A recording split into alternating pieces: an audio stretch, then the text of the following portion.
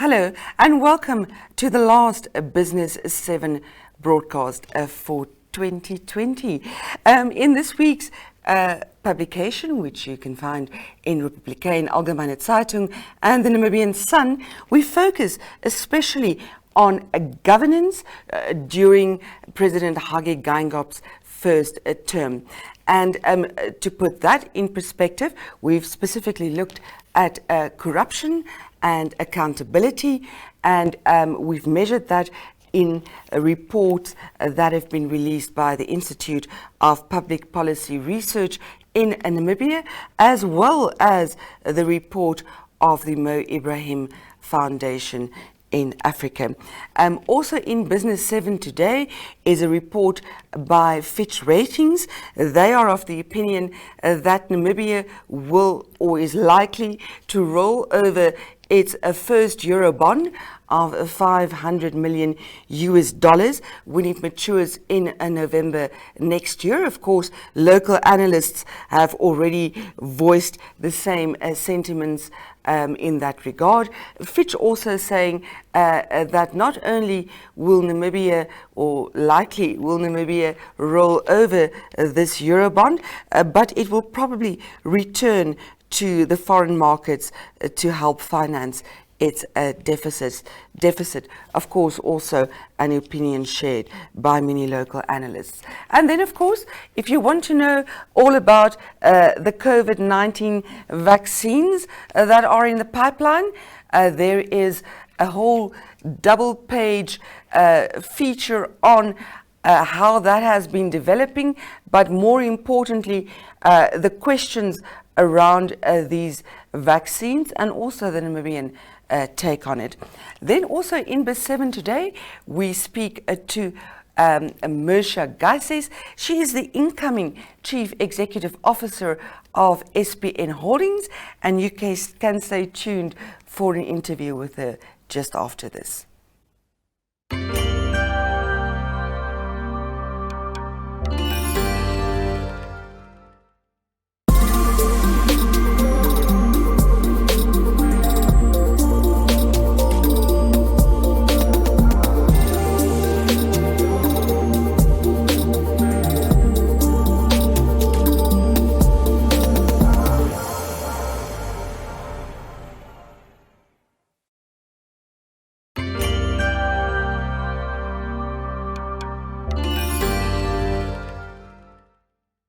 Earlier this week, locally listed SBN Holdings announced that Mercia Geises will take over as its Chief Executive Officer from current CEO Vetumbuhavi Mungunda in May next year. The flagship brand of SBN Holdings, of course, is Standard Bank Namibia, and Standard Bank Namibia is one of the partners of Business 7. So it is my particular honor to welcome the new incoming CEO, Mercia Geises, to our studio. Hello, Ms. Geises, and thank you for taking the time to speak to us in what I'm sure is a very hectic schedule at the moment. Good morning, and thank you very much for the opportunity. Ms. Geises, before we jump into the nitty-gritty of the interview, can you just tell the viewers a little bit about your background? Are you born and bred Namibian? Where did you grow up? And a little bit about your early career. I am born and bred Namibian. I was born in a small village called Kalkveld in the Otjozondjupa region, where my father was a founding school principal of the Kalkveld Primary School for almost 36 years. And I've grown up in Kalkveld. I went to a Roman Catholic missionary school known as Noordweide Primary School, that is in St. Michael's.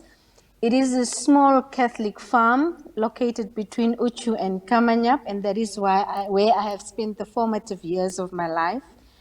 Then I transitioned into a small town called Otjivrongo, and I attended Otjivrongo Secondary School, where I've completed my matric. And then I joined the University of Namibia, where I've pursued my first degree in law. I was fortunate to get a bursary from the Namibia Power Corporation, and I have pursued my postgraduate studies in South Africa at the University of Free State, where I've obtained my LLB and LLM degree, after which I have returned to Namibia and started my articles as a legal practitioner at what was known at the time as Weder Creer and Hartman. It now stands as Weder Kauta and Hoveka, and that is where my career has started.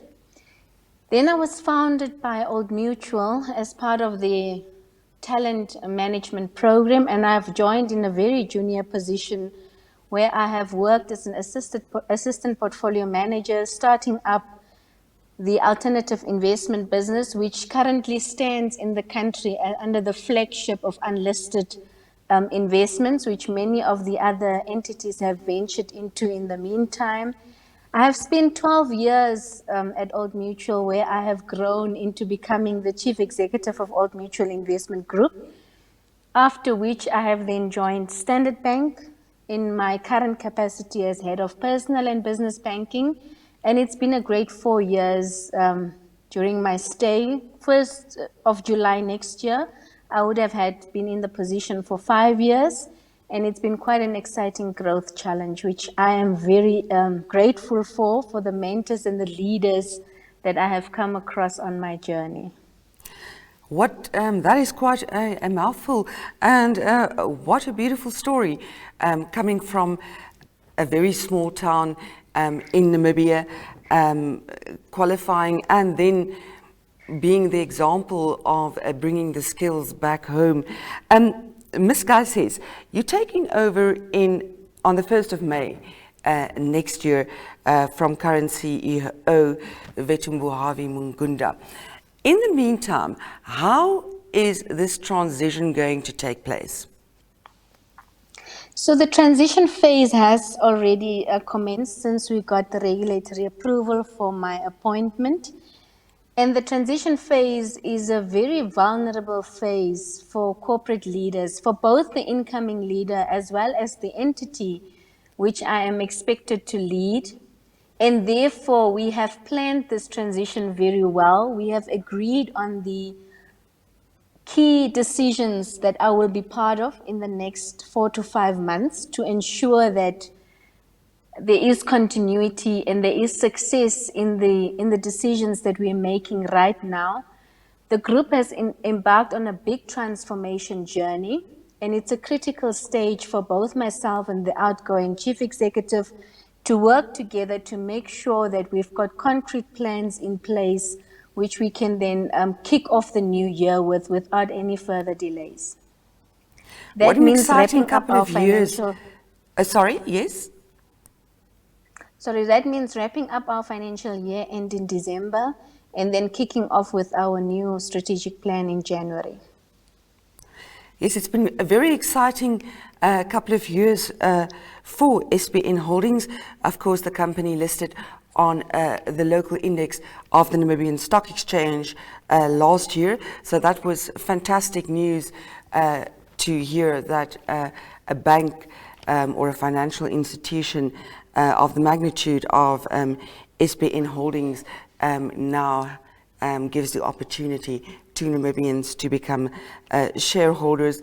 And of course, your half-year results showing that you've weathered the COVID storm rather well. So indeed, exciting times.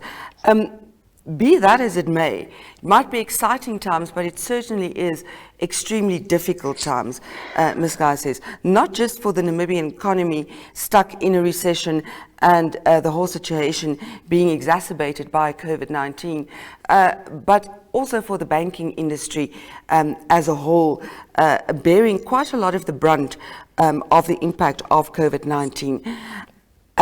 How do you plan to tackle this myriad of challenges facing specifically SBN Holdings? Well, as leaders, we are entrusted with the responsibility of building resilient businesses, chartering through uncertain territory, and leading our teams in a way that that delivers sustainable business results through different cycles. And the COVID period that we've gone through is an unprecedented period, but we've gone through many other cycles and many other challenges during the lifetime of SBN Holdings and its operations in Namibia. And in that same way, we are going to respond with the brave actions that we have taken during the COVID period to make sure that our business is sustainable, that we make an impact in the communities in which we operate, and that we take our teams with us as leadership to make sure that we weather the storm. In the midst of every crisis, there is opportunity, and at SBN Holdings, we always say we're not going to put a good crisis to waste. And that is definitely what we're doing now in reinventing our business, making it a lot more customer centric, and identifying the sectors and the opportunities that are currently being presented so that we can help grow both our business, the country, and the Africa regions at large. Very reassuring message there, and we certainly hope that you can achieve all of that. Trust that you will be able to do so. Moving a bit away from the professional aspect of it slightly, as you've stated earlier in the interview, you come from a very small town called Kalkveld. You are indeed a woman moving into what was traditionally known as a man's world. As such, you must be a role model for very many young women aspiring to become a success in their lives. What is your advice to Namibia's young women who would like to be included in the next generation of CEOs? I think what I would say to the young women out there is that when you start off with your career, you have to be extremely self-aware. And self-aware means that you need to evaluate your abilities objectively. Be honest and true to yourself about your strengths as well as your development areas. And once you've identified those, you need to choose a mentor and a coach in the workplace that has a very sincere interest in growing and developing people, which I believe I have been fortunate to come across in my career. I've been extremely fortunate to work with business leaders like Mr. Kavachap. I have been founded by a lady known as Brigitte Weigert, and she's been an iron lady, very difficult coach and mentor during my early days. But it was quite necessary for me to go through those tough hands and get the right coaching and exposure that I needed to grow. The second big thing is that you need to make sure that you take initiative beyond your job description. And this does not mean that you have to do more than your male counterparts or that you have to work extra long hours. It simply means that you have to become the person that others count on. You have to be that reliable person that can be trusted with key and big mandates. And once you have earned that trust, you need to deliver consistently on those key mandates that you get. And then thirdly, you need to have a strong social support system. You have to select your partner very carefully, and you also have to make sure that as a woman, you've got a support base at home that enables you to kind of be on a springboard and you can deliver.